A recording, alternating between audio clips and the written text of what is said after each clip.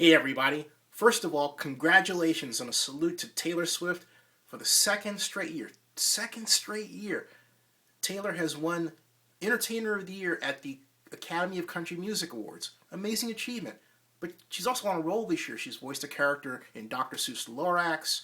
She won award at the Kids' Choice Awards on Saturday night, so this has been Taylor Swift weekend. Huge. She's coming up huge for the third straight year and grown far beyond that woman that I saw at Julianne Ho's party. I wasn't there, but the picture of her with the swastika on, painted on and everything, I thought, oh, where is this going? Taylor is not that person. I love her music. Excellent. I'm really proud of her.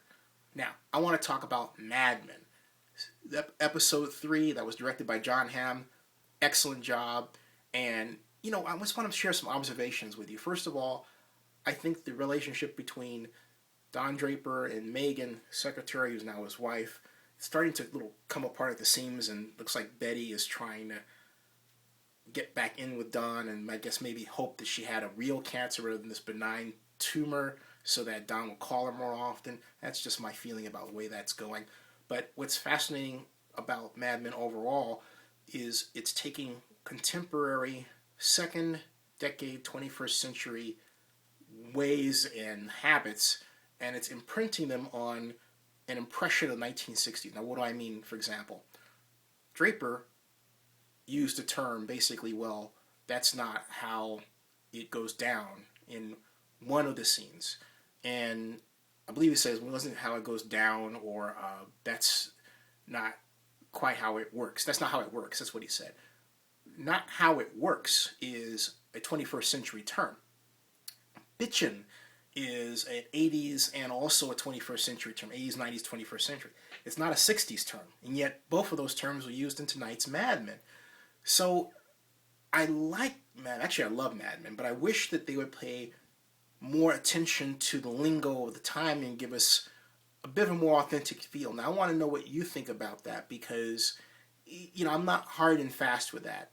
Arguably, Star Trek of the 60s took 60s man and projected 60s man and woman into the 23rd century and took all of the fashion and mores of that time and said, this is what's going to happen. So, is it possible to really take yourself out of yourself and represent another time accurately? Question for another video. Finally, I also want to talk about two things. First of all, really one thing. It's NCAA basketball. And my pick for tomorrow night's Kansas versus Kentucky game is Kentucky. And I think Anthony Davis is the next great star. He's going to win.